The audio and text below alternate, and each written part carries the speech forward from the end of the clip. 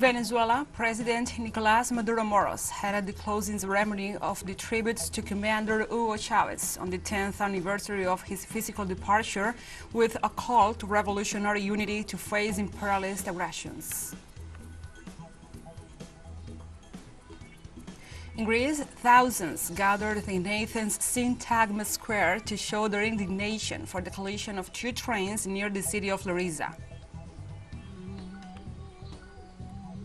And also in Israel, demonstrators took to the streets for the 9th consecutive weekend to protest the government's judicial reform.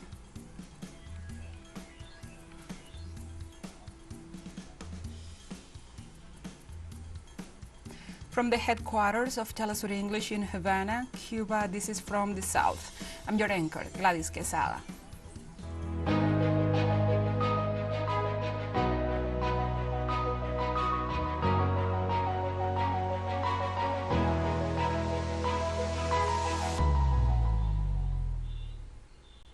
And now we begin with the news. Venezuelan President Nicolás Maduro Moros headed on Sunday the closing ceremony of all organized tributes to Commander Hugo Chavez on the 10th anniversary of his physical departure. The ceremony took place at the Rios Reina Hall of the Teresa Carreño Theater. The meeting coincided with the conclusions of the World Meeting for the Relevance of the Revolutionary Leaders' Bolivarian Thought in the 21st Century. Delegations from many countries attended the event. Among the Latin American leaders present were Presidents Daniel Ortega and Luis Arce Catacora, the General of the Army of Cuba, Raúl Castro, former Presidents Evo Morales, Rafael Correa, and Manuel Zelaya, among other leaders of the region. During the day, different personalities took the opportunity to condemn the unjust and illegal unilateral coercive measures against Venezuela and affirm that none of them will succeed in subduing its people.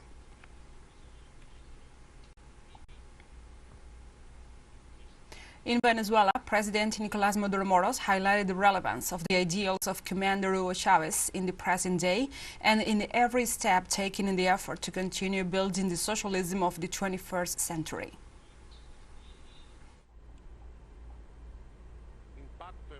This is a very strong moment of many memories.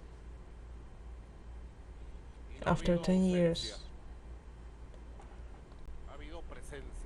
there have been presence, the permanent presence of his ideals, of his commitment to move forward, constructing our free homeland and independent,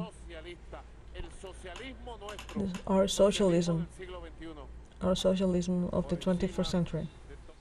While attending to the ceremonies, former President of Ecuador, Rafael Correa, referred to the example of Commander Chavez and expressed that through it, the Venezuelan people will continue to resist. Still lives, is among us. This is the best gift that we can give him.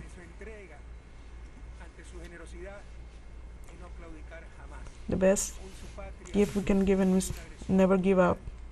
Today, Venezuela, but with Chavez's example, the Venezuelan people will resist.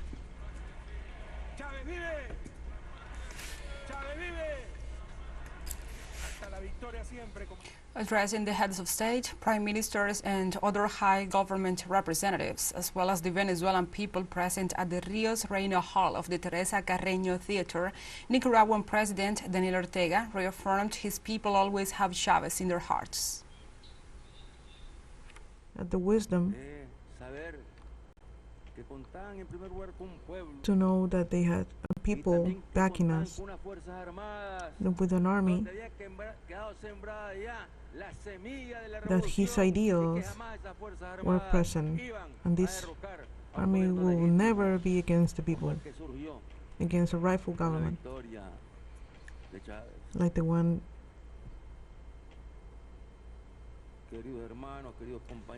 Dear brothers,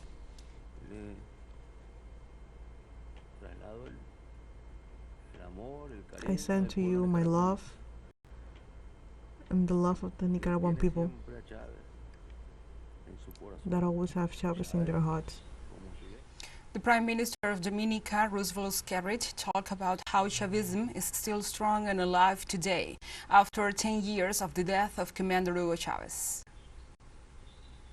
Has led the people of Venezuela with the same dignity which President Chavez led Venezuela. El presidente Maduro ha sabido liderar al pueblo de Venezuela con la misma dignidad con la que le lideró y le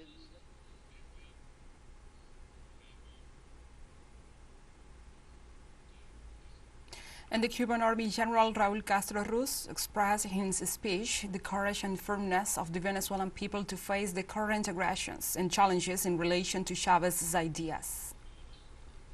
We have been witness of the aggressions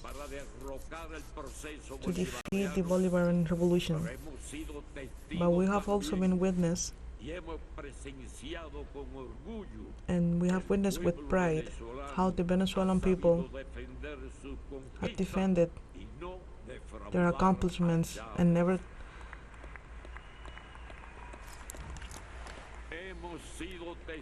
we have witnessed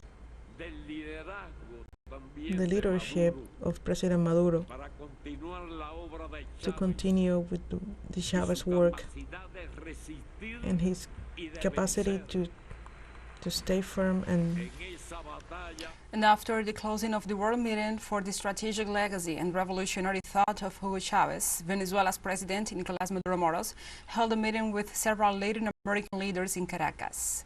The Venezuelan head of state met with Bolivia's President Lizarce Catacora and Nicaragua's President Daniel Ortega, as well as with the Prime Minister of St. Vincent and the Grenadines, Ralph Gonsalves, and prominent figures such as Cuban Commander Raúl Castro and former Presidents Rafael Correa and Manuel Zelaya. The extension of the heartfelt tribute took place in a more intimate venue where those who lived intense days with the eternal commander of the Venezuelans reaffirmed the socialist commitment and the friendship between peoples.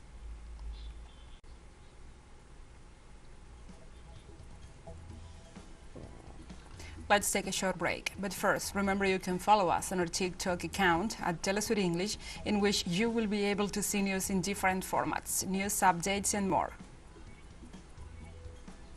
Other stories coming up, stay with us.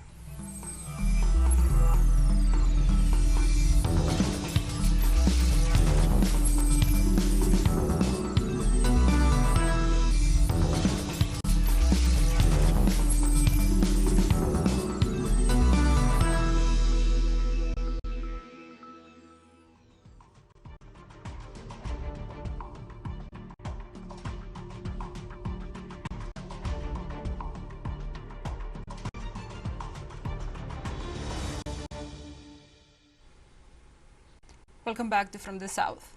On Saturday, Peruvian military and police repression against anti-governmental protests left at least 19 people injured.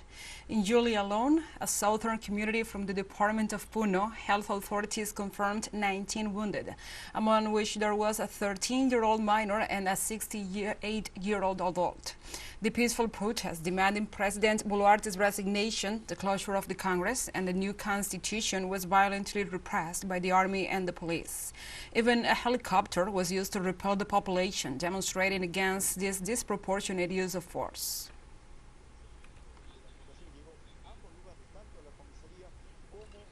And only days after removing its ambassador, Peru appointed a new consul general to Mexico. Statements from Mexican President Andrés Manuel López Obrador prompted harsh reactions from the Peruvian diplomacy.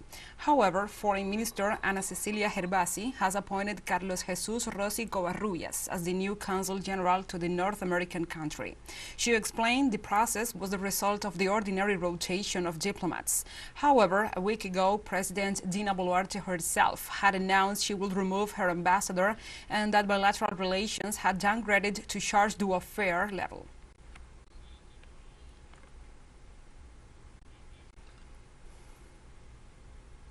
And the bench of the Bolivian party Creemos and its allies guaranteed with a departmental law that the governor of Santa Cruz, Luis Fernando Camacho, will exercise that position from the maximum security prison of Chonchocoro. The regulation was approved this Saturday by 17 votes in favor and 11 against in the Departmental Legislative Assembly. According to the head of the Movement Towards Socialism Party's bench, Raquel Valencia, the new law represents a setback to the autonomous statute because the legal figure of the vice governor was eliminated. Valencia anticipated that they will resort to justice with the objective of re-establishing in Santa Cruz the respect for the political constitution of the state and also the autonomous status of Santa Cruz. Since the end of December, Camacho is under precautionary detention in Chanchocoro, accused of terrorism for his participation as main promoter of the revolts that led to the resignation of the former president Evo Morales on 2019.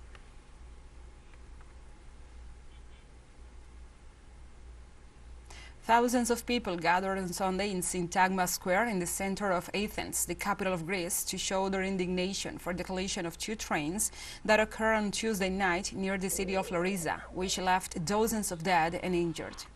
An estimated 12,000 people are expected to participate in the massive rally in which trade unions, educational associations, and other social organizations are taking part, according to local channel. Despite the 24-hour strike declared by electricity and subway workers, trains are running normally. However, commuter railroads are not running this weekend due to another strike declared by the Union of Sector Workers.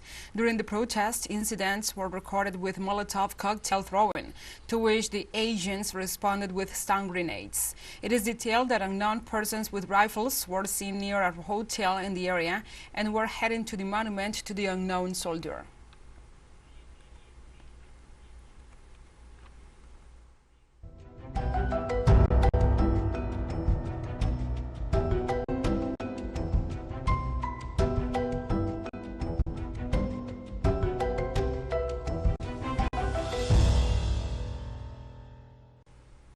And now we move on to other topics. United Nations member states approved on Saturday the drafting of the first international treaty to protect the high seas after more than 15 years of discussions.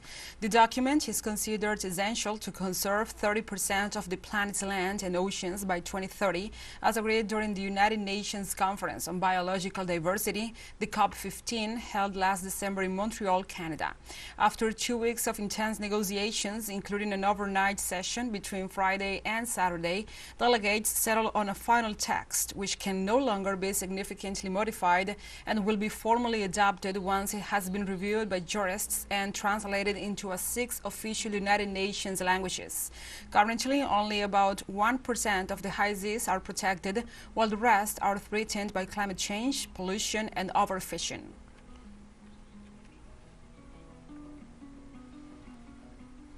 And the area of sea ice, also known as ice floes, around Antarctica has shrunk to levels never before recorded, reports The Guardian.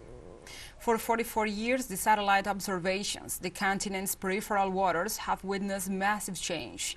Every September, some 18 million square kilometers of ice floated in Antarctica's surrounded waters.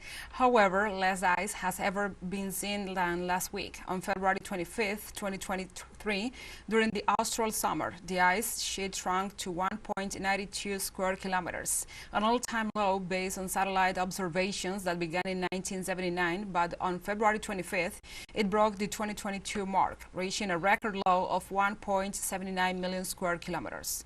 The continental part of Antarctica is covered with ice, enough to raise global sea levels by many meters should it disappear.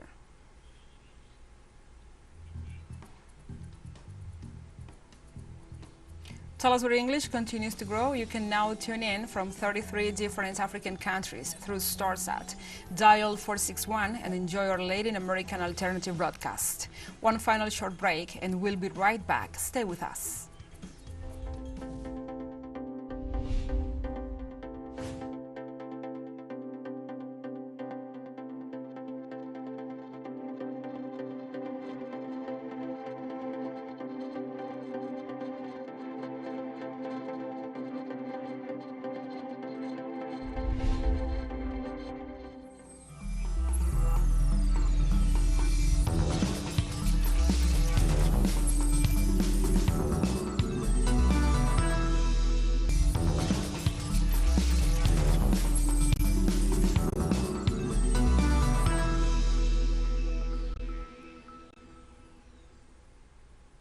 Welcome back to From the South. For the 9th consecutive weekend, thousands of Israelis protested the streets of Tel Aviv against the judicial reform backed by the government. The demonstrators denounced the reform as undemocratic. The protests have taken place in Tel Aviv, Jerusalem, and Carmel near Haifa and have reported clashes between demonstrators and local police forces. According to the government, the reform was presented as a key piece to restore the balance between the branches of the state, as the legislation will give more weight to the government in the committee that selects judges and will deny the Supreme Court the right to overturn any amendments to the so-called basic laws, the quasi-constitution of Israel. The new call for protests will be March the 9th.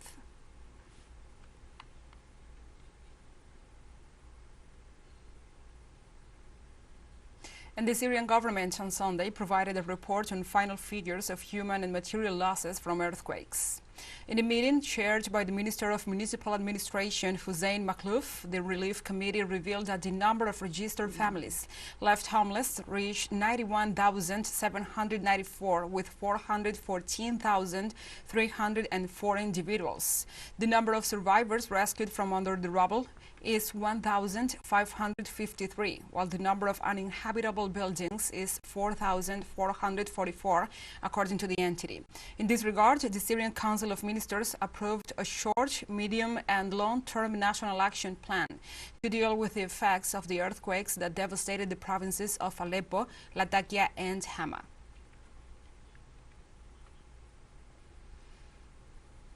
And the International Atomic Energy Agency confirms positive progress in talks with Iran.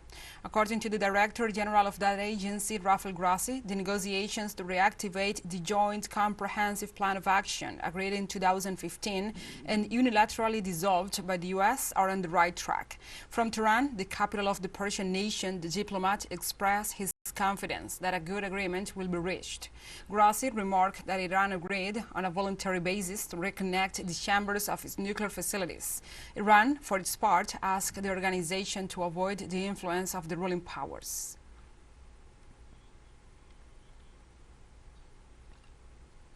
China's government reported on Saturday at the 14th National Committee of the Chinese People's Political Consultative Conference that it has raised military spending by 7.2 points in order to consolidate and improve the integration of national strategies. The figure is around 222 billion euros, the 8th consecutive year of increase in the sector. Prime Minister Li Keqiang said during the presentation of the report at the opening session of the People's Assembly that work must be done to strengthen combat readiness and training for the tasks entrusted to U.S. or to them by the Communist Party and China's people. Improving technological capabilities and promoting mutual support between the civilian and military sectors is part of the objectives of the treaty. China aims to have a world-class military by 2035.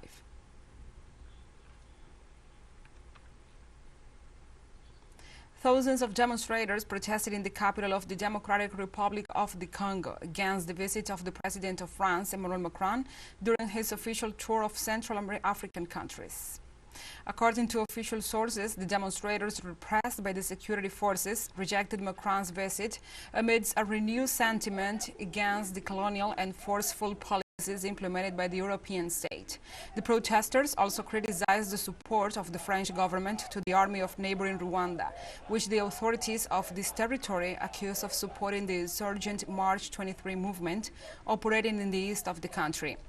This comes after the French ruler declared that the era of French interference in Africa was over and that there was no desire to go back to the past.